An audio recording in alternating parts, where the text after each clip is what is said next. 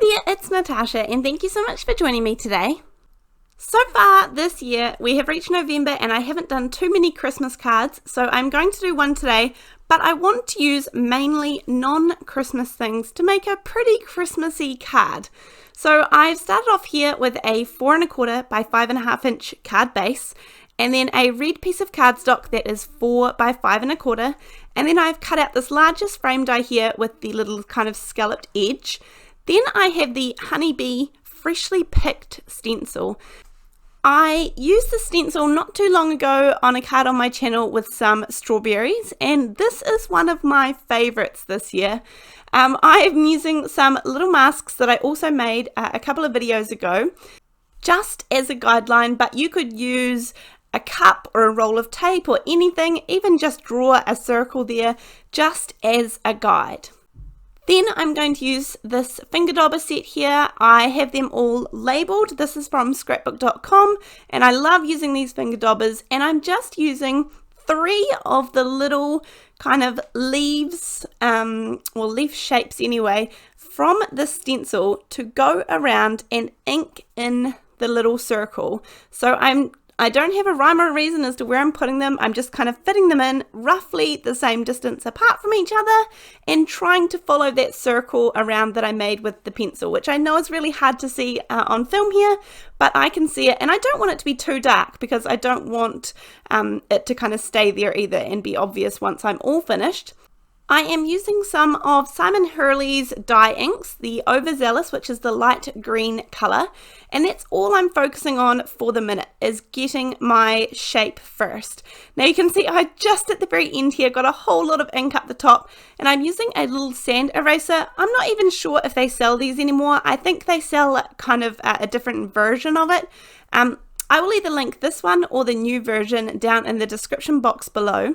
But now I'm coming through with my next finger dauber and the fake plant colour, which is slightly darker, and I'm just doing the base of some of the petals just so it gives them a little bit more dimension than being just one plain colour, because now that I have the shape of my wreath all sorted, I can kind of focus on the details. Then on a little scrap piece of paper, I'm also going to do 3 or 4 little leaves extra, and I am going to fussy cut these out with some scissors so that I can add a little bit of dimension to some of the leaves around the wreath.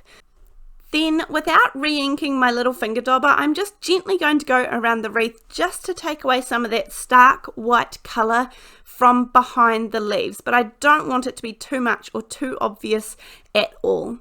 Now you could definitely skip this step, you don't have to have this.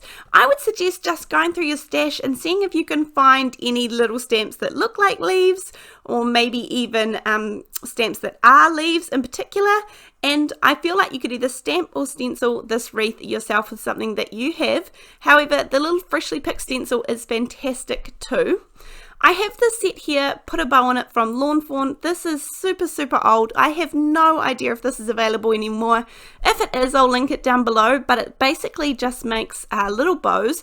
You could, if you're creative, you could definitely probably make your own bow as well, but there are heaps of different sets out there on the market that you can create bows with and things. So I am just going to put this one together in some of the same red cardstock that I am using as a layering mat behind this panel.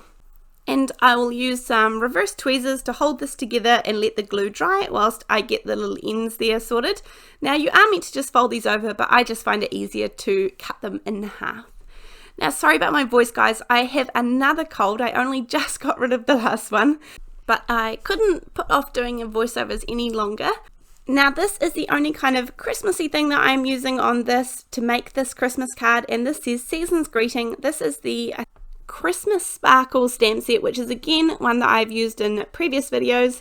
I'm not using anything new today. I have pretty much all of these things I have used in videos on my channel, including the freshly picked stencil. Now I did cut apart the sentiment because I don't want it side by side. I want to stack this one up, and I'm okay with cutting them apart because it means that I get a lot more use out of the stamps that I do have. I am stamping it in some VersaFine Onyx black ink, which is a beautiful dark pigment ink, and it stamps really nice and black. So that is one of my favorite things about this pigment ink. It is my go-to for stamping sentiments and things. especially because it stamps fine detail really, really well.